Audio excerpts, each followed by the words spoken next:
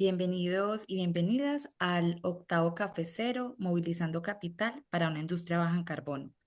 Esta sesión tiene un carácter muy especial para nosotros porque marca el inicio de un ciclo de trabajo que desarrollaremos en conjunto con el Green Finance Institute a través de la puesta en marcha del Green Financial Lab. Por esta razón, esta sesión va a tener dos momentos. En primer lugar, vamos a tener una conversación sobre los principales retos asociados a la financiación de la descarbonización industrial a lo largo de todo el proceso. Para ello vamos a contar con tres perspectivas distintas, pero a su vez complementarias, la del sector público, la de una entidad financiera y la de la propia industria.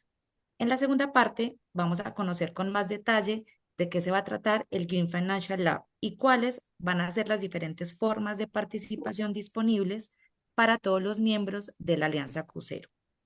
Entonces, ahora sin más preámbulo, voy a dar el paso a Eduardo Brunet, quien es el director del Green Finance Institute España, quien será el moderador de la sesión. Bienvenido, Eduardo. Muchas gracias, Luisa. ¿Se me ve? ¿Se me oye? Sí, perfecto. Fenomenal. Pues nada, muchas gracias por esta iniciativa, por este café y por la temática y sobre todo por este panel. Yo creo que va a ser súper interesante. Yo me gustaría simplemente hacer una pequeña introducción, ¿no? al tema de hoy, ¿no? Lo que está claro es que la descarbonización de la industria pues se ha situado claramente en el centro de la agenda económica y regulatoria europea. En los últimos años hemos pasado de un enfoque centrado principalmente en objetivos climáticos a una política industrial climáticamente mucho más explícita, ¿no? En el que ya de la mano transición energética, competitividad y autonomía estratégica pues se tratan de abordar conjuntamente, ¿no? O sea, hemos pasado del Fit for 55 allá a políticas industriales más específicas como la Net Zero Industry Act, eh, pretendía el despliegue de tecnologías limpias y recientemente, vamos, la ley de aceleración industrial, ¿no? Que busca reforzar pues, la base productiva europea, impulsar la demanda de tecnologías y productos industriales de bajas emisiones, ¿no? La idea, el objetivo es llegar a tener una industria manufacturera europea en tamaño de un 20% del PIB europeo para el 35, ¿no? Esto no solamente es un desafío meramente tecnológico, ¿no? Sobre todo es fundamentalmente un desafío financiero de enorme escala, ¿no? Las empresas van a tener que afrontar inversiones muy significativas para transformar procesos productivos, sistema financiero y las políticas públicas tendrán que desarrollar instrumentos capaces de movilizar el capital hacia estos proyectos, que son proyectos con horizontes de retorno largos, con cierta incertidumbre tecnológica por ser innovadores y, por lo tanto, plantean riesgos de mercado, ¿no? Por ello, hoy lo que queremos es abordar este tema, ¿no? Cómo se está financiando la descarbonización industrial en España en este nuevo contexto europeo, ¿no? Para ello contamos hoy, yo creo, con tres perspectivas súper interesantes y complementarias, ¿no? Una empresa industrial que debe transformar sus procesos productivos y tomar decisiones de inversión. Sector financiero fundamental que debe estructurar operaciones complejas y evaluar nuevos perfiles de riesgo. Y la del sector público, que desempeña un papel clave mediante programas de apoyo, instrumentos financieros y mecanismos de reducción de riesgo, ¿no? Por eso nos acompañan hoy Ana Vizcaíno, directora de financiación de Sepides, Lourdes Moreno, responsable de financiación sostenible en CaixaBank, y Bárbara Urdillo, directora de sostenibilidad en Roca Group, ¿no? Con ellos vamos a entender dónde están hoy los principales cuellos de botella financieros en la descarbonización industrial, qué hace que un proyecto sea verdaderamente financiable y qué instrumentos públicos y privados pueden acelerar esta transición en España. Si os parece, empezamos con sector público. Ana, muchas gracias por estar hoy con nosotros. Te voy a preguntarte qué instrumentos y líneas programáticas de apoyo gestionáis desde SEPIDES orientadas a la financiación de transición y descarbonización y qué conclusiones sacáis de las necesidades de inversión, financiación que plantean las empresas españolas actualmente en esta materia. Ana. Pues muchas gracias, Eduardo. ¿Me oís bien, verdad? Encantada de participar en este panel y de, pues, intercambiar opinión con todos vosotros y también con el público, porque es verdad que el tema de la financiación de la descarbonización ha centrado el foco de la actividad de SEPIDES en los últimos años. En SEPIDES somos un gestor público de instrumentos y programas de financiación pública, que tenemos muchísima vinculación con el Ministerio de Industria, y en los últimos años se nos han encomendado dos cosas muy relacionadas con la carbonización. Por una parte, gestionar los últimos dos PERTES que se han orientado a la descarbonización, cuyas convocatorias acaban de cerrarse y que están un poco en fase de adjudicación, ¿no? Y la verdad es que es interesantísimo porque, para que se hagan una idea, solo en estas dos convocatorias que se han producido en los últimos meses, pues se han presentado más de 150 proyectos que han presentado proyectos de inversión de más de 5.000 millones de euros, ¿no? Lo que da una idea de la enorme demanda que hay de este tipo de inversiones, ¿no? Entonces, estos programas han sido programas de subvención a fondo perdido, que, como sabéis, todo esto que llamamos los PERTES está anclado a los Fondocs Next Generation, y han supuesto pues, un apoyo importantísimo a las empresas, en este caso concreto en la descarbonización, pero sabéis que ha habido en paralelo otros programas, pero que es verdad que sabéis que un poco tenemos todos el vértigo de que estos programas asociados al plan de recuperación se acaban ahora en junio, ¿no? Pero estos datos que os doy de la demanda que han tenido estos programas en los últimos meses sí que ponen de manifiesto la importante demanda que hay, ¿no? Luego volveremos un poco al tipo de proyectos, a las conclusiones que sacamos. Luego, en paralelo, otra cosa que hacemos en CEPIDES es que gestionamos un fondo que se llama FAIP, Fondo de Apoyo a la Inversión Industrial Productiva, que es un fondo que en este caso no da subvenciones, sino financiación, pero financiación en condiciones muy favorables, sobre todo en términos de plazo, porque es un fondo que puede llegar a financiar proyectos hasta 15 años, con 5 años de carencia, y que está específicamente pensado para proyectos industriales de gran envergadura y largo plazo de maduración, ¿no? Entonces, este fondo, que tiene una dotación de 2.500 millones, también puede llegar a financiar más de 100 millones de euros por proyecto. Y es un fondo que, bueno, la ventaja que tiene es que es un fondo que va a estar abierto de forma permanente, no funciona como convocatorias, que está orientado a todos los proyectos industriales, pero que para los proyectos que estén relacionados con descarbonización y en general con todo lo que es la transición verde, pues aporta una bonificación al tipo de interés de 25 puntos básicos, ¿no? Y ahí efectivamente también hemos visto muchos proyectos en los últimos años, proyectos tanto de plantas existentes que quieren incorporar medidas orientadas a la reducción de emisiones, eficiencia energética, etcétera, como plantas nuevas que nacen totalmente descarbonizadas para producir aluminio descarbonizado, hidrógeno descarbonizado, y también todo lo relacionado con la cadena de valor de las energías renovables, ¿no? Ahora mismo sabéis que hay muchísimos proyectos en marcha de baterías de almacenamiento, muchísimos proyectos en marcha de fabricación de hidrógeno verde, de acero verde, de aluminio verde. Y bueno, pues que está claro que hay una importantísima demanda y que las empresas se están comprometiendo. Lo que vemos es que son, un poco por los datos que os daba antes, son proyectos de elevado importe. Así como hay otros aspectos que son fundamentales para la competitividad de las empresas, que requieren menos esfuerzo inversor y de financiación, lo que vemos es que esos proyectos de descarbonización, tanto de nuevas plantas como de plantas existentes, nos encontramos con los importes de demanda de financiación o de proyectos de inversión más elevados dentro de la panoplia de proyectos de inversión industrial que vemos en SEPIDES, ¿no? O sea, la demanda y los importes son elevados, lo cual implica que necesariamente es algo en lo que tenemos que incidir muchos, pues los financiadores privados, que también están aquí en la mesa, todo el apoyo público que se pueda dar, y que además, pues que al final afecta a todos los sectores. Entonces vemos a los sectores del papel, del cemento, siderúrgicos, agroalimentarios, que sabéis que en España no nos podemos olvidar que somos una potencia agroalimentaria y también hace falta esfuerzos de descarbonización prácticamente en cualquier sector industrial, aunque hay determinados sectores que claramente tienen más impacto, ¿no? Vemos que las empresas están empezando a dar pasos progresivos.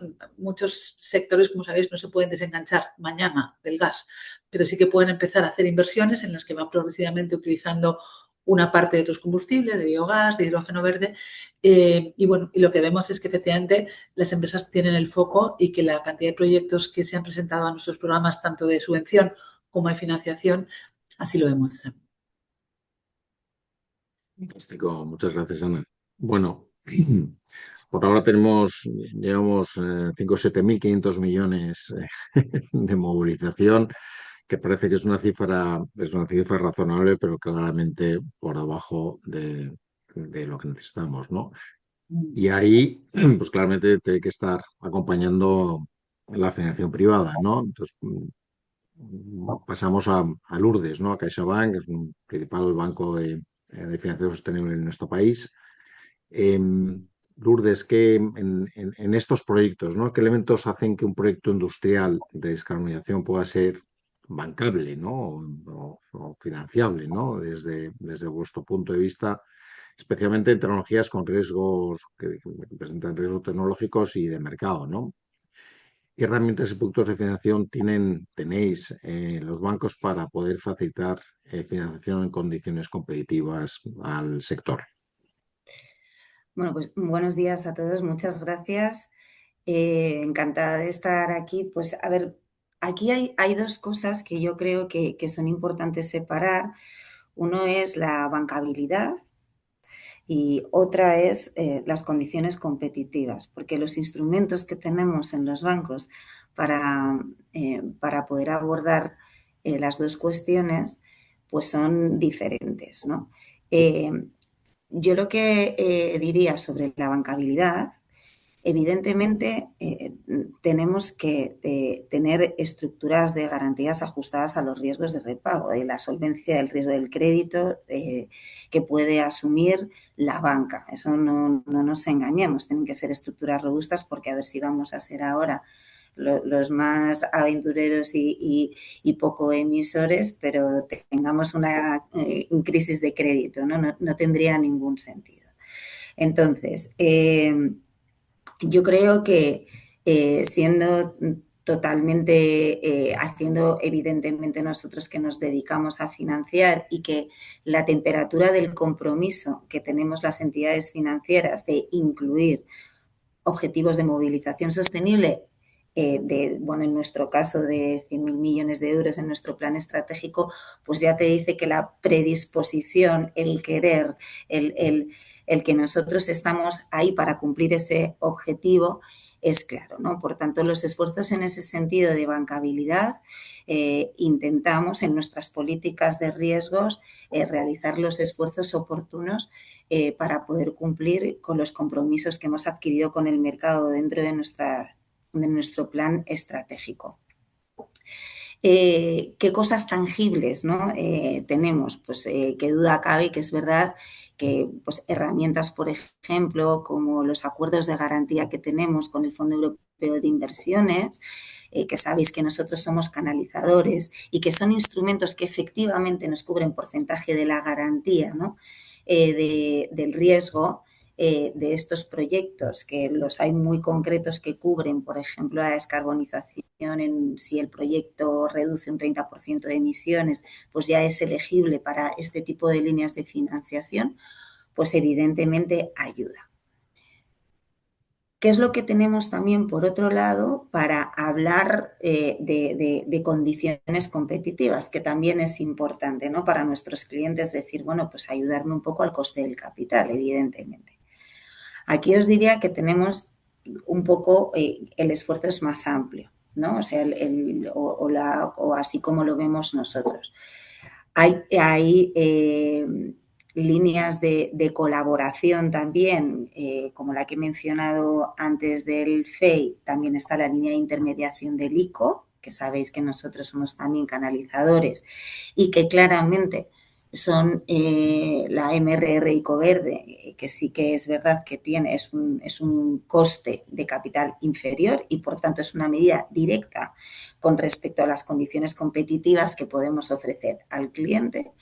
Y luego está el bloque de las finanzas sostenibles, que son marcos de financiación de los bancos, evidentemente inspirados en principios internacionales, ¿no? Como es la Loan Market Association, y que ahí sí que es un esfuerzo bancario directamente, ya sea bien pues, por indicadores de sostenibilidad o ya sea bien porque son finalistas elegibles, que evidentemente la descarbonización y la reducción de emisiones en un proyecto, directamente cae la elegibilidad y ahí sí que hacemos un esfuerzo directo en las condiciones que ofrecemos a los clientes. Por tanto, todo esto realiza una coctelera que yo creo que está funcionando bien. Qué duda cabe que bueno, pues quizás nosotros lo que sí que vemos es que hay también que hacer una labor didáctica realmente porque, como estamos mencionando, son muy intensivos en capital este tipo de medidas para transformar un proceso industrial en una descarbonización y muchas veces, y yo lo entiendo perfectamente, este tipo de medidas dan vértigo a los clientes tomar la decisión de llevarlas a cabo a pesar de que puedan soportar su balance en estructuras y en financiación, pero oye, abordarlas pues muchas veces suponen un cambio incluso de paradigma importante interno y tomar esas medidas, pues más allá de las puramente económicas, pues tiene que haber ahí pues un cambio de mentalidad que vean realmente el rédito y que crea valor en la cuenta de resultados. O sea, esto es así, porque es que ese es el lenguaje que hablamos con nuestros clientes y que tenemos que llevar a cabo para que lo tangibilicen pronto y que lo vean claro, ¿no? Pero nosotros como banco, bueno, yo creo, y además aquí me atrevería a decir que toda la comunidad bancaria, pues yo creo que estamos respondiendo en las medidas en las que podemos para poder desde la parte de financiación privada, pues estar a la altura, ¿no? De las expectativas, estar a la altura de la movilización y ser realmente pues un traccionador importante de las necesidades que se presenten en el objetivo de descarbonización, que como ha mencionado antes Eduardo, puede estar, o sea, más allá del objetivo climático, ahora estamos hablando de resiliencia y competitividad, ¿no? Y yo creo que en esa clave es a la que debemos todos los que estamos financiando hablar con la industria y animarles a que puedan llevar a cabo estas inversiones. Muchas gracias, Lourdes. Bueno, nos quedamos con el binomio riesgo-rentabilidad, bancabilidad, competitividad y los 100.000 millones de compromiso de financiación sostenible de CaixaBank, eh, que efectivamente es un compromiso de la industria, ¿no? O sea, estáis todos ahí Totalmente. alineados. Em, pues nada, pasamos al sector industrial, o sea, a las compañías que tienen que tomar estas decisiones que comentaba Lourdes, complicadas, ¿no? Entonces tenemos a Bárbara Lurdillo, directora sostenible del Grupo Roca, ¿no? Bárbara, desde vuestra perspectiva, ¿no? ¿En qué fase del proyecto, ¿no? Se concentra hoy el mayor cuello de botella financiero para avanzar en la descarbonización de vuestros procesos? Bien, bueno, en primer lugar agradeceros la organización y la invitación, Eduardo y Lourdes. Para nosotros, al final, ha sido la definición de una gobernanza, ¿no? O sea, el cuello de botella puede generarse en diferentes fases en el proceso de decisión de inversiones, puede generarse en la gestión de los recursos, ¿no? Tanto humanos, en la implementación de esos proyectos, no nos olvidemos que también tiene que haber personas detrás que lleven a cabo esos proyectos, como en la obtención de fondos para implementarlos. Para nosotros aquí la estrategia clave ha sido definir una gobernanza interna para poder desarrollar de una manera coordinada estos proyectos alineados con los objetivos de descarbonización que tenemos a nivel corporativo.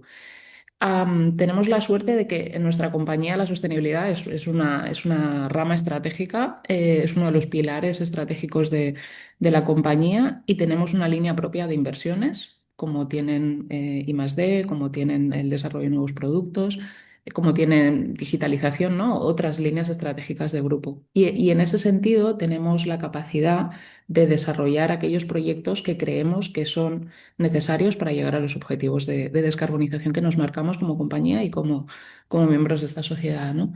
En el año 2021, el grupo decidió lanzar una hoja de ruta de descarbonización precisamente para valorar cuáles eran los principales equipos consumidores de energía de nuestra compañía. Un poco de contexto, Roca Group tiene 79 fábricas repartidas por todo el mundo y fabricamos productos para el baño. En este sentido, yo creo que se reconoce la marca para el baño, pero a nivel de proceso productivo, producimos tanto porcelana sanitaria, que tiene unos requerimientos, ¿no?, de proceso productivo de más de 1200 grados de temperatura, ¿no? Trabajamos a alta temperatura, combustión de gas natural u otros combustibles fósiles para alcanzar estas temperaturas, pero también producimos, por ejemplo, muebles, ¿no?, donde el principal consumidor a lo mejor es un sistema de aspiración para la viruta del corte de tableros de madera. Tenemos muchas variaciones en función de los proyectos, las tipologías de proyectos y las necesidades de financiación. Un horno puede costar de 2 o 3 millones de euros y una máquina de aspiración, pues a lo mejor 200.000, ¿no? Son proyectos de diferente magnitud. Y en ese sentido también teníamos que ver qué impacto tenía cada uno de sus procesos productivos en nuestra estrategia de descarbonización. Tras ese análisis, fuimos capaces de desarrollar unos objetivos de descarbonización, validarlos con Science Based Target Initiative y marcarnos, ¿no?, ese objetivo de dónde queremos llegar como compañía y a partir de aquí decidir qué inversiones son estratégicas para el grupo y cómo vamos a gestionar esas inversiones. En nuestra compañía somos empresa industrial, nos gusta tocar hierro, todas las inversiones se desarrollan internamente y es una lucha que personalmente he perdido porque yo considero que, por ejemplo, hay modelos como los ESCO que nos pueden ayudar a ganar agilidad y no tenemos por qué tener ese control sobre quizá una caldera, ¿no?, en nuestro proceso productivo, no nos aporta valor. Pero en nuestra compañía queremos que esa caldera sea propia, que el mantenimiento de esa caldera sea propia y bueno, luego la ventaja es que los ahorros de esa inversión también son propios, ¿no? Entonces, todas las inversiones que se desarrollan en la compañía son inversiones que financia la propia empresa. Trabajamos con fondos propios en este sentido. Entonces, tras ese análisis, esa definición de proyectos y líneas estratégicas, donde surgieron tres principales líneas de actuación: eficiencia energética y recuperación de calor, energía fotovoltaica, autoproducción para ganar esa resiliencia también, como comentaban, y también la última línea, en nuestro caso, es cambio de combustible para buscar combustibles alternativos y nuestro foco, después de varios años de investigación, ha sido la electrificación. Entonces, tenemos estas tres líneas estratégicas dentro del plan de descarbonización. ¿Cómo decidimos las inversiones? Para nosotros la clave ha sido trabajar muy cerca de esos negocios, ¿no? Trabajar de una manera muy coordinada con las fábricas a través de grupos de trabajo que se reúnen cada 2 o 3 meses para poner en común buenas prácticas entre las fábricas, identificar potenciales ahorros que puedan derivarse de implementación de medidas y sobre todo coordinar esas acciones con los directores de cada uno de esos negocios, ¿no?, para que nos den esa visión más estratégica de qué fábricas son prioritarias respecto a otras o si va a haber otro tipo de actuaciones en el proceso productivo que puedan afectar a esa descarbonización. Y una vez tenemos ese mapa de proyectos que se puede llegar a implementar durante el año N+1, validado por el director de ese negocio, pasamos al siguiente nivel. Esos proyectos pasan al director regional, al miembro del comité ejecutivo que lleva esa región y nos puede dar ese punto de vista de mercado, ¿no? En este mercado vamos a priorizar inversiones, pues a lo mejor en lugar de Brasil vamos a trabajar Argentina, vamos a trabajar México y es lo que marca una segunda línea de decisión a nivel de gestión de esas inversiones. Y ya por último, el último paso es que nuestro gerente decide en qué tipo de inversiones quiere destinar más o menos capital y eso lo lleva a la familia. Pero el proceso es de abajo a arriba. Trabajamos nosotros sostenibilidad con fábricas, analizamos tecnologías, alineamos eso con nuestro objetivo y luego vamos subiendo de nivel a niveles más estratégicos en los que se decide en qué inversiones se quiere apostar. Y es un proceso que al final es sentido común, ¿no? ¿Cómo puedes definir qué inversiones tienes que hacer si no sabes qué objetivos tienes que cumplir ni qué acciones tienes que llevar a cabo de acuerdo con las fábricas, ¿no? Pero nosotros nos ha funcionado muy bien. Desde el año 21 hasta ahora hemos sido capaces de reducir casi el 38% de las emisiones que teníamos de CO2 y bueno, estamos muy cerca de cumplir nuestro objetivo al año 2030 y estamos muy satisfechos porque se han llevado a cabo muchísimos proyectos con un impacto muy relevante en toda la organización. Fantástico. Pues yo me quedo con varias cosas. Bueno, te agradezco enormemente el enfoque en la gobernanza, pues es la tercera letra de la ESG que nadie parece que menciona mucho, pero que estoy totalmente de acuerdo contigo que es fundamental, ¿no? Me encanta que tenéis son procesos basados en la ciencia y me quedo con el tema de que tenéis mucho potencial en la servitización o as a service, descolonización as a service, ¿no? Yo creo que probablemente sea vuestro siguiente reto, ¿no? Veremos si lo Oye, conseguimos. Sí. Oye, muchísimas gracias. Ahora, bueno, os planteo una pregunta ya a todos, ¿no? Intervenir eh, quien quiera y el público también, si hay alguien público que quiere contestar o incidir en esta pregunta, ¿no? Comentaba Ana, ¿no? Oye, pues todos los PERTES venían de NextGen, pero es que en junio se acaba NextGen, ¿no? O sea, el, el status quo que ha durado poco, pero se acaba, ¿no? Entonces ahí, a nivel europeo, está la negociación del nuevo marco financiero plurianual y claramente nos asomamos a un nuevo modelo, ¿no? A una nueva situación. Entonces, en vuestra opinión, ¿qué estimáis más operativo para catalizar financiación privada en esta transición industrial? Tanto en la línea de CAPEX, nuevas inversiones, como en la línea del OPEX, ¿no? Que a veces también se pierde perspectiva y los industriales lo sabéis, ¿no? O sea, la inversión de descarbonización en procesos industriales probablemente a veces va acompañada de un mayor coste, hay un premium que hay que absorber o transmitir al mercado, ¿no? Em, ¿qué creéis más eficaz? ¿Políticas de incentivos claras y duraderas? ¿Créditos fiscales? Líneas de garantía, como comentaba Lourdes, apalancar el public procurement, el Fondo España Crece, fondos especializados. Ahí os lo dejo lo que penséis. Bueno, yo creo que hará falta un poquito de casi todo lo que mencionas, Ya Eduardo. he Y ojalá, todo. ¿no? Y hay cosas que ya están en marcha. O sea, hay un cierto abismo con la finalización de los fondos NextGen, porque algunas de las líneas, por ejemplo, que mencionaba Lourdes, que se utilizan en los bancos, también están ancladas en NextGen, ¿no? Pero yo creo que habrá cosas. La parte de OPEX y la parte del incremento, por ejemplo, de consumos que puede llevar asociada a la descarbonización, ya hay líneas que están un poco fomentando dar bonificaciones recurrentes a electrointensivos, tal, ¿no? Entonces yo creo que la parte de OPEX ya hay medidas en marcha que entiendo que se podrán incrementar, ¿no? Por la parte de la financiación pública, pues lo que se quiere, sobre todo en esta siguiente fase post fondos NextGen, es seguir siendo el catalizador de que el sector público interviene para que el sector privado también pueda apalancar más fondos, ¿no? Y ahí, pues, por una parte, el Ministerio de Industria, sacando un poco la lectura que os contaba que hemos sacado de la gran demanda que hay de descarbonización, seguirá buscando desarrollar nuevos instrumentos. El fondo FAIP que os comentaba seguirá existiendo hasta más allá del año 2040, ¿no?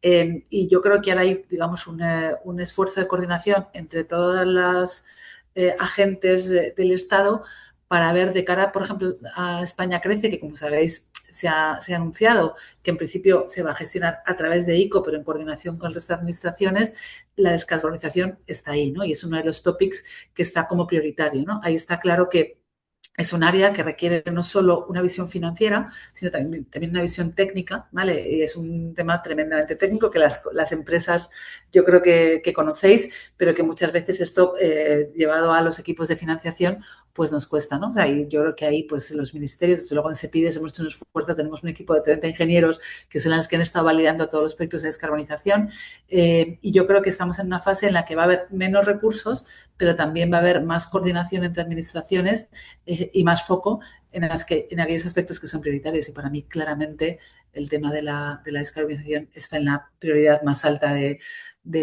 la administración y probablemente una gran parte de los próximos instrumentos tengan su foco ahí. El tema de garantías yo creo que es muy interesante. Me da la sensación de que ya está previsto que haya líneas específicas de garantías ahí, que son muy importantes, sobre todo de cara a apalancar financiación de los bancos.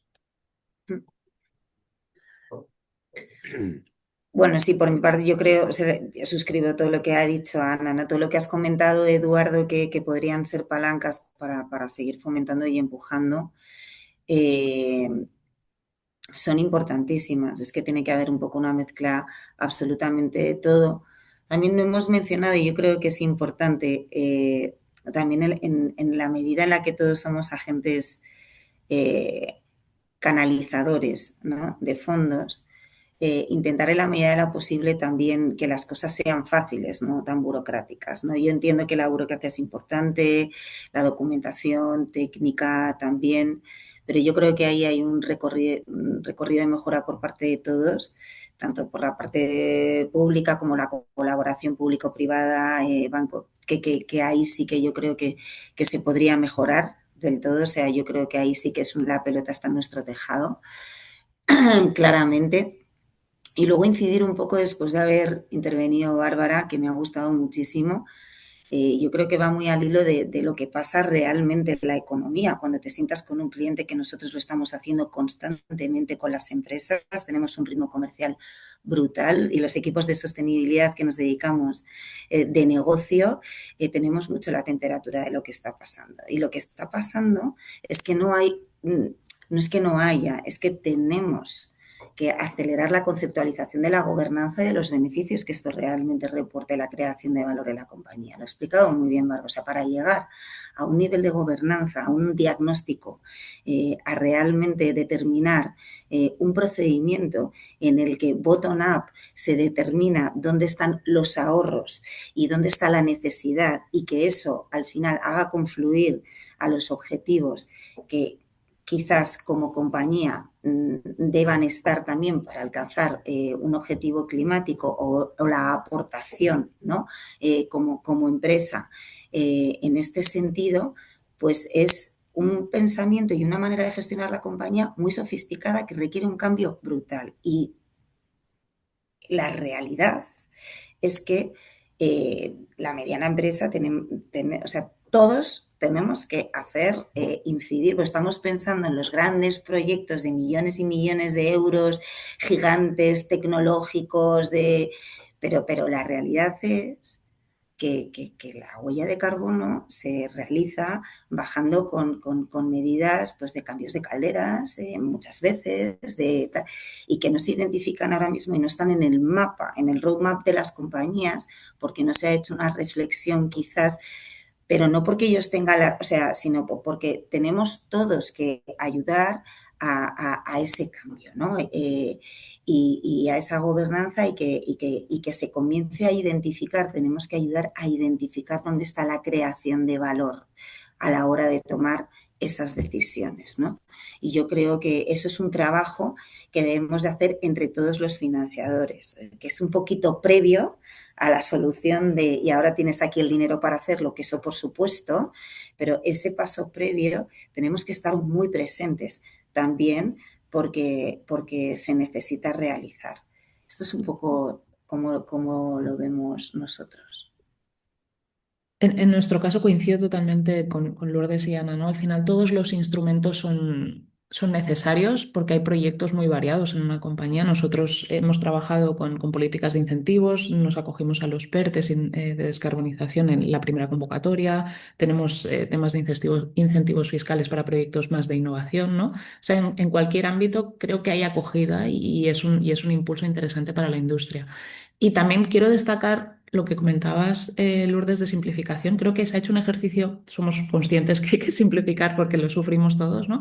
Pero se ha hecho un ejercicio, y creo que también hay que ponerlo de manifiesto últimamente, con el mecanismo de CAES, que está siendo Sí. un elemento mucho más ágil, que está permitiendo financiar proyectos reales, que está recogiendo la realidad de la industria y simplificando muchísimo y agilizando muchísimo ese paso, con lo cual también agradecer, ¿no? Creo que la Administración en este caso ha dado un paso, ha visto bueno, pues la necesidad, ha comprendido la necesidad y ha dado un paso en ese sentido, y lo estamos viendo. Y totalmente, ¿no? Al final, muchas veces pensamos que la solución está en actuar sobre equipos y demás, pero sin una estrategia clara de qué implicación tiene cada una de esas medidas que vas a llevar a cabo, pierdes de vista, ¿no?, hacia dónde vas, y pierdes de vista un poco la justificación y la motivación de esos proyectos. A nosotros nos ha pasado, pensamos, oye, tenemos procesos industriales de alta temperatura, vamos a electrificar. Ya, pero electrificar no es fácil. Olvidémonos de plantear una inversión para electrificar sin pensar antes, ¿no? ¿Qué quiere decir electrificar? El precio de la electricidad no siempre te permite electrificar. Pues primero tienes que pensar en montar fotovoltaicas.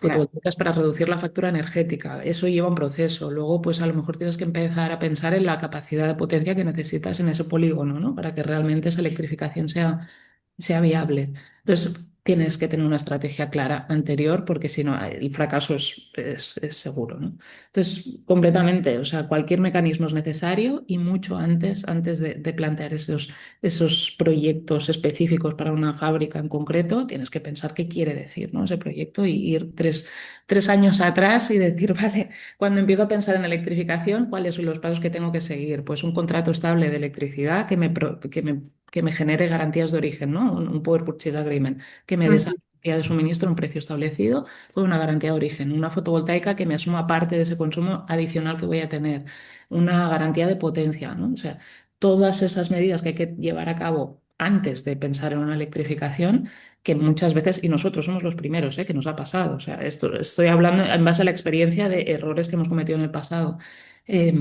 Hay que pararse a pensar y ejecutar. Al final, la sostenibilidad es una estrategia a largo plazo. Y queramos o no, no vamos a tener ahorros hoy. Nosotros empezamos en el 21 y ahora empezamos a poder sacar pecho de todo lo que hemos hecho, ¿no? Pero llevamos muchos años trabajando en la sombra, por así decirlo. Fantástico. No sé si en la sala alguien tiene alguna pregunta o queréis decir una pregunta específicamente a alguno de los panelistas. Sí, Eduardo, hay una pregunta en el chat. No sé si A la ver, puedes leer en el chat. en el chat de Zoom. O la puedo leer Pues, para todos. pues ¿Sí? no, no, Vale, espérate, vale, en el chat. en Aquí. el chat. César Muñoz. Sí. Dos hechos recientes apuntan a un mayor atractivo y bancabilidad ante los proyectos de descarbonización. La posible aprobación del Industry Acceleration Act, ya está, y la certeza de que el precio de gas y los combustibles fósiles estará periódicamente sometido a tensiones brutales. ¿Qué valoración hacen en este sentido? Eh, entiendo que la pregunta va en torno a, bueno, por una parte hay que acelerar la descarbonización industrial, pero por otra parte hay unos insumos necesarios con volatilidad de precio en el suministro, ¿no? Puede ser fósiles o puede ser, como decía Bárbara, electricidad, ¿no? ¿Qué mecanismos de estabilización se plantean para poder compatibilizar una política pública de descarbonización industrial y las necesidades empresariales de tener unos OPEX controlados, ¿no? Yo creo que, fíjate, a mí me parece muy interesante lo que ha comentado Bárbara y que responde parte de esta pregunta. Yo creo que los últimos años hemos pasado por todo tipo de situaciones, hemos visto todos los escenarios posibles de precios de las distintas fuentes de energía, hemos visto un apagón, cosa que no estábamos preparados para ello, ¿no? Y al final, una parte se resuelve, y es un reto, con una buena planificación y una buena estrategia definida por parte de las empresas. No todas las soluciones son iguales para todos los sectores. Yo me he tomado nota de lo que han comentado Lourdes y Bárbara sobre la simplificación administrativa, que es un reto que tenemos, pero también me he tomado nota de que los CAES son un instrumento que está sí, funcionando bien y que absolutamente. efectivamente atienden justo, o sea, yo creo que es uno de los aspectos que pueden jugar un papel muy interesante en esta cuestión, ¿no? En nuestro caso, aquí, por desgracia, hemos vivido dos crisis muy recientes en el ámbito energético y a nosotros nos ha impactado todo el conflicto Mm, con Ucrania por la parte de suministro de gas. Tenemos fábricas en todo el mundo. En Europa, en el norte de Europa, tuvimos que parar producción porque no teníamos suministro de gas. Y ahora, recientemente, de nuevo, ¿no? Esta escalada de precios de los combustibles fósiles nos tiene a todos en alerta. Tanto la primera vez como ahora, el mensaje interno nuestro es menos mal que empezamos hace 6 años. pues sí, O sea, Exacto. sinceramente, la estrategia no treinta y solamente ocho por era ciento de ahorro. una Mm, visibilidad de decir hacia dónde voy, sino que te da una visibilidad de decir, vale, estamos aquí, ¿cuál es el problema? Este, ¿por dónde podemos salir? Por aquí, por aquí, por aquí, ¿no? Entonces, simplemente tener una estrategia de implementación de placas fotovoltaicas. Nosotros hemos implantado en los últimos años 24 megavatios pico en nuestras instalaciones. Tenemos un 20% de autoconsumo en esas fábricas, ¿no? Cuando hubo el apagón de abril del año pasado, la única fábrica que continuó funcionando en Iberia fue una que tenía fotovoltaica. Entonces, esa resiliencia que también ha comentado Lourdes al principio es nuestro pilar actualmente. O sea, resiliencia y autosuficiencia energética. Y la electrificación también te permite eso, porque el gas no depende de nosotros, pero si la autoproducción de electricidad está en nuestra cubierta y cubre parte de nuestro consumo para mantener los consumos básicos de que esa fábrica continúe operando en mínimos para que no pare, un horno, si lo paras, ese horno sufre contracciones, se dilata cuando lo vuelves a poner en marcha y es posible que tengas daños estructurales que te cuesten millones de euros, ¿no? No puedes parar de golpe un horno. Si te para el suministro de gas de un día para el otro, estás completamente, tienes un problema muy grave, ¿no? Entonces, esa resiliencia de cada una de nuestras fábricas es algo que ahora nos quita el sueño. O sea, ¿cómo conseguimos mejorar esa resiliencia de nuestras operaciones? Y es algo que tenemos en nuestra hoja de ruta. Entonces, ¿estamos tranquilos? No, pero al menos desde el año 18 hasta aquí hemos reducido la intensidad energética de nuestras operaciones en un 58%. Consumimos la mitad de energía por euro vendido. Entonces, eso nos da cierta tranquilidad porque tenemos una posición de ventaja de que hemos hecho los deberes durante todo este tiempo. No estamos tranquilos, pero al menos no estamos tan mal como cuando empezamos, ¿no? mm, Entonces, es clave. mm. sí. A Perdón, nivel Eduardo. europeo, la política de reindustrialización está basada en seguridad, resiliencia y competitividad descarbonizada. O sea, va todo de la mano. Mm. Pues muchas gracias. Creo que llegamos al fin de esta primera fase del encuentro de hoy y te paso a ti, Luisa, ¿no? Sí, pues terminamos esta primera espacio y damos el paso a Jimena Mucio, quien nos va a exponer de qué se va a tratar el Green Financial Lab, que es el trabajo conjunto que vamos a realizar en este primer semestre del año. Entonces, muchas gracias, Jimena. Te damos el paso. Bueno, muchas gracias Luisa. Buenos días a todos. Bueno, de nuevo gracias a la Alianza Crucero por la organización de este espacio y bueno, por supuesto a los panelistas por un debate tan interesante. Permítanme empezar a compartir mi pantalla. Mm, aquí. Eh, sí, creo que ahí no sé si la pueden ver, Aún no. aún no. En Entonces, el a botón ver, de abajo, en compartir. sí. Ujú. Que no encuentro. Aquí. Bien. Ahí me dicen si la pueden ver. Sí, no está en full screen, pero sí la podemos ver. Ahí debería estar en full screen. Sí, se tarda un poco. Perfecto, está Vale. correcto. Bien. Bueno. em, Ya Eduardo y nuestras panelistas ya hablaron en demasía sobre el contexto de la descarbonización industrial y ya nos dieron como un panorama muy acertado del estado de la descarbonización industrial en España, pero simplemente me gustaría resaltar unos dos o tres datos claves que me parecen muy interesantes a la hora de entender el contexto. El primero de ellos es un poco el peso económico y en este sentido la industria representa aproximadamente el 15% del Producto Bruto Interno, por lo cual estamos hablando del segundo gran motor de la economía después de los servicios. En segundo lugar, también en relación al peso climático y energético, podemos decir que la industria explica aproximadamente un 25% de las emisiones totales del país y además acerca de un 30% del consumo final de la energía. Y en este sentido, en el gráfico de la derecha pueden ver un poco esta idea, ¿no? La línea naranja representa el peso de la industria en el consumo total de la energía, y el azul básicamente el grado de electrificación. Em, También, y como ya muy bien hablaban las panelistas también respecto a los tipos de emisiones que hay en la industria, y básicamente se pueden dividir un poco en emisiones por combustión, que son aquellas que son necesarias para generar el calor o la energía en relación a los procesos productivos.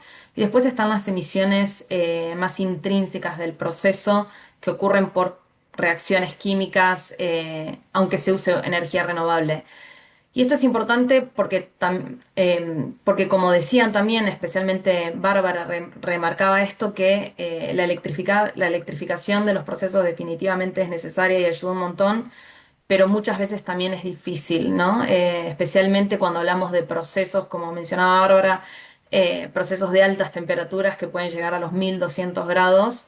Definitivamente es complejo. Y luego también tenemos esas emisiones intrínsecas que mencionaba antes, y para las cuales pueden ser necesarias otro tipo de palancas, ya sea como tecnologías de captura y almacenamiento de carbono. Pero para aterrizar un poco más esto también en términos de objetivos, en este sentido, el Plan Nacional Integrado de Energía y el Clima plantea que las emisiones por combustión se reduzcan en un 32% hacia 2030, y en este sentido, entre 2020 y 2023 ya se ha logrado una reducción del 16%, lo cual nos marca que hay un avance claro, aunque todavía queda camino por recorrer claramente.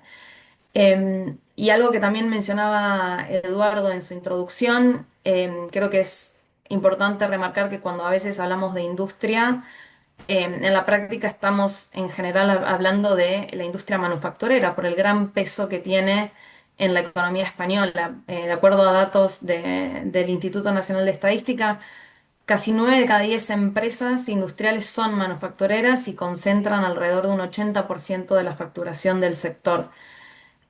Por eso, si realmente se quiere escalar la transición energética, se necesita de una inversión masiva y sostenida. Y en este contexto resulta muy auspicioso muy auspiciosa la nueva línea de ayudas que comentaba también Ana anteriormente, la nueva línea de ayudas dentro del parte de descarbonización industrial, que se gestiona a través del CEPIDE, para justamente impulsar esa transformación del sector manufacturero. Em, y en este sentido, bueno, como a modo de contexto, para quienes por ahí no están tan familiarizados con el Consejo de Finanzas Sostenible, que es un órgano de colaboración público-privada impulsado por el Ministerio de Economía, para que la administración, el sector financiero y empresas coordinen líneas de actuación que faciliten la transición verde. Nace también en este contexto el Grupo de Trabajo 4 sobre estructuras y productos financieros sostenibles, liderado por el Tesoro y por GFI España. Y, y nace para justamente actuar como una plataforma estratégica para impulsar instrumentos financieros que promuevan la movilización de capital hacia los principales sectores de la economía española. Y en este sentido, durante el 2025, este grupo de trabajo ha logrado involucrar activamente a los principales agentes públicos, entidades financieras y representantes de la industria de cada sector, con la participación de más de 270 entidades en un proceso de, de co-creación y diálogo participativo organizado en 8 mesas redondas, en las cuales se recabó muchísima información de gran utilidad para entender qué es lo que hace falta para el despliegue a escala de la financiación sostenible en los sectores analizados. Y en ese sentido, como resultado de este informe y de toda esta información que recolectamos, pudimos identificar varias barreras que pueden ustedes ver acá y que las decidimos categorizar en 4 grupos principales: barreras regulatorias, financieras, de mercado y de conocimiento. Y en este sentido, bueno, También Lourdes mencionaba, ¿no? Un poco en cuanto a barreras regulatorias, por ahí la complejidad burocrática y administrativa, la incertidumbre por ahí también regulatoria en términos de políticas y estratégicas públicas, la complejidad del encaje taxonómico y la necesidad de impulsar financiación de la transición, luego en torno a las barreras financieras, las elevadas necesidades de capital y de CAPEX y OPEX, básicamente en proyectos innovadores, la limitada valoración de nuevos materiales industriales sostenibles.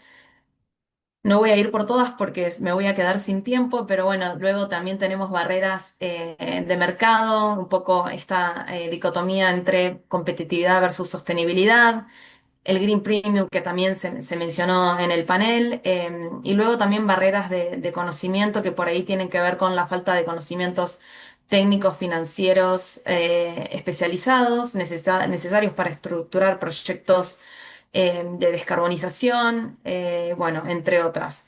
Y en ese sentido, un poco los tres instrumentos que vamos a ver más adelante, que están un poco ahí a la derecha, intentan resolver cada una de estas barreras.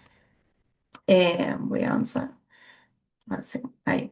Y en este sentido, un poco, bueno, justamente teniendo en cuenta las barreras anteriormente mencionadas, es que vimos oportunidad de explorar estas tres áreas. La primera de ellas, perdón, capital público y fondos catalíticos para acelerar la descarbonización. Eh, Luego los mecanismos de demanda pública y estabilización de precios. Y por último, los contratos de carbono por diferencia. Y cada uno de ellos los vamos a ver un poco en más profundidad en unas slides. Un poco aquí es para mostrarles que estas ideas que mencionaba antes no se han quedado solo en conceptos, sino que las estamos bajando a tierra a través de fichas técnicas. Y la intención aquí es que cada una de estas fichas explique cada instrumento con claridad, ¿no? Y en este sentido pueda dejar bien en claro qué barrera resuelve, qué actores se necesita, cómo se puede implementar y cómo se puede escalar.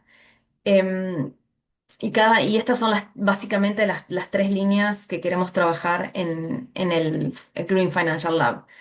A modo también de ejemplo un poco de estos espacios que estamos tratando de fomentar, me gustaría mencionarles simplemente que en noviembre del año pasado realizamos un taller de financiación de la descarbonización. Y bueno, aquí Lourdes, que ya es amiga de la casa, estuvo también en este taller representando a CaixaBank.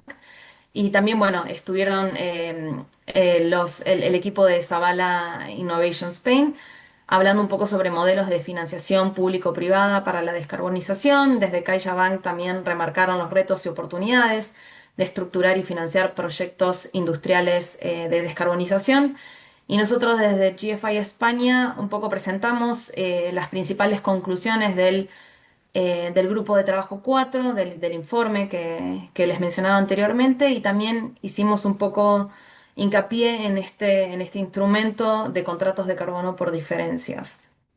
Y un poco en esta lógica de este tipo de espacios que queremos fomentar es que nace un poco la idea del Green Financial Lab, y básicamente la idea aquí va a ser validar tres briefing técnicos que van a estar enfocados en cada uno de estos tres instrumentos que mencioné anteriormente.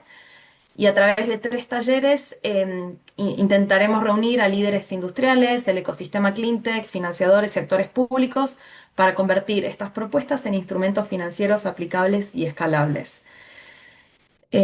Me voy a ir apurando porque me queda poco tiempo, pero bueno, básicamente el enfoque va a ser en estas tres estructuras financieras que aquí básicamente voy a explicar muy rápidamente. El primero de ellos, los fondos catalíticos.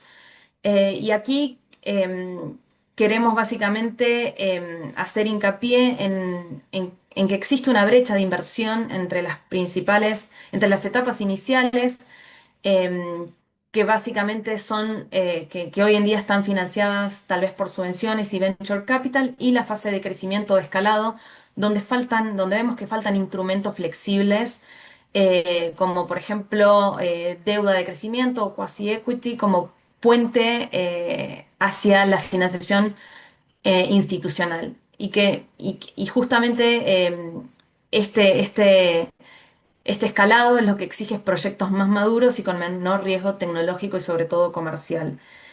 Y esto vemos que ocurre básicamente por ese salto a escala que exige tickets más grandes, CAPEX elevado y un perfil de riesgo que no encaja hoy ni con venture capital ni con deuda más tradicional. Entonces vemos que la respuesta aquí puede ser un fondo catalítico industrial que entre justo en ese tramo intermedio con capital concesional, más asistencia técnica para una originación de pipeline y de preparación de proyectos que ayuden justamente en la estructuración y la mitigación de riesgos. Y acá lo clave también es que el capital público es complementario y no sustitutivo y se usa para quitar el riesgo y traccionar capital privado adicional. El segundo es el contratos de carbono por diferencias y estos son instrumentos que ya están siendo usados en países como Alemania, el Reino Unido, Países Bajos y básicamente sirven para justamente ofrecer certidumbre de ingresos a proyectos de descarbonización, especialmente en aquellos sectores que son de difícil abatimiento. En la práctica, básicamente, estos contratos cubren la diferencia entre un strike price necesario para hacer viable económicamente el proyecto y un precio de referencia que usualmente suele ser el precio del ETS. Em, y con esto también una de las grandes ventajas es asignar los fondos públicos de la manera en que lo hace el sector privado, básicamente una subasta. Y creo que acá lo que es interesante resaltar es que este tipo de contratos pueden ser estructurados de diferentes maneras e incluso pueden estar targeteados a ciertos sectores, se pueden incluso impulsar contratos, como mencionaba también Bárbara antes, a aquellos proyectos que requieren aquellas tecnologías que son requeridas para la descarbonización en sectores de altas temperaturas y aquellos procesos de, no sé, entre más de 500 grados requeridos. Por último, intermediarios de mercado, y aquí este mecanismo está básicamente diseñado para atacar el problema que es cuando hay falta de señal de demanda coordinada. Entonces, vemos que los productos descarbonizados suelen ser más caros al inicio y cuesta asegurar ese offtake a largo plazo. Entonces, el mecanismo de doble subasta lo resuelve básicamente creando dos momentos, uno de una primera subasta de oferta y luego una subasta de offtake donde se venden a compradores con contratos más cortos, por ejemplo, a un año, para que sea manejable para la industria y para las entidades comercializadoras. Y como ya debería haber terminado, simplemente no me quiero quedar sin tiempo para algunas aclaraciones respecto al formato de los talleres.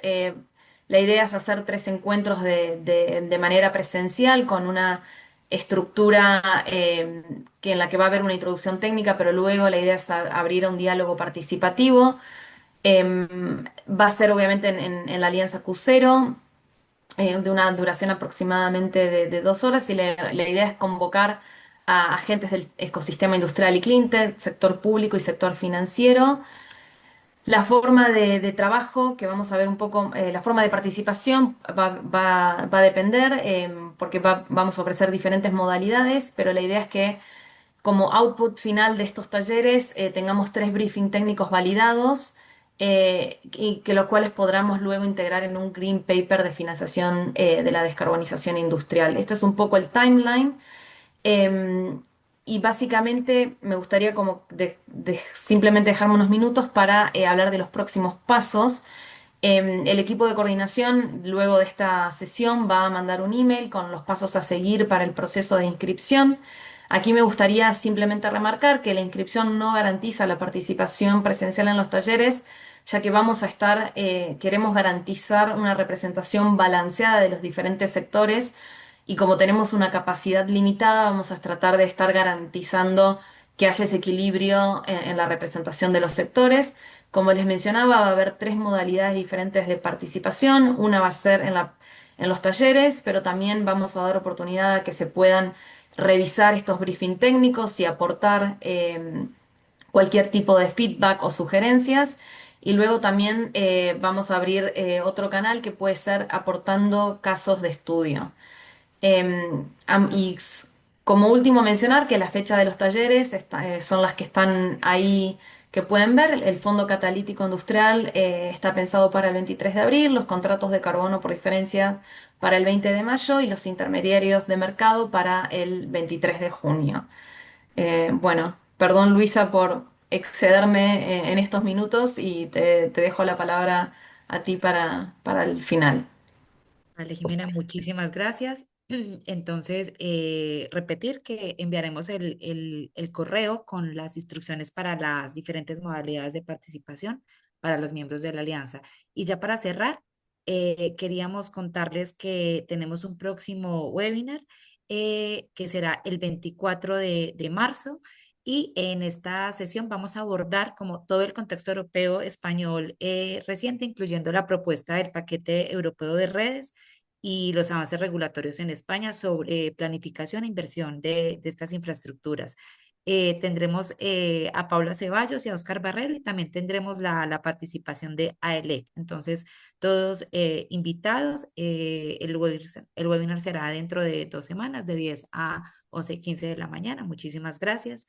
Espero que haya sido útil esta sesión y los esperamos en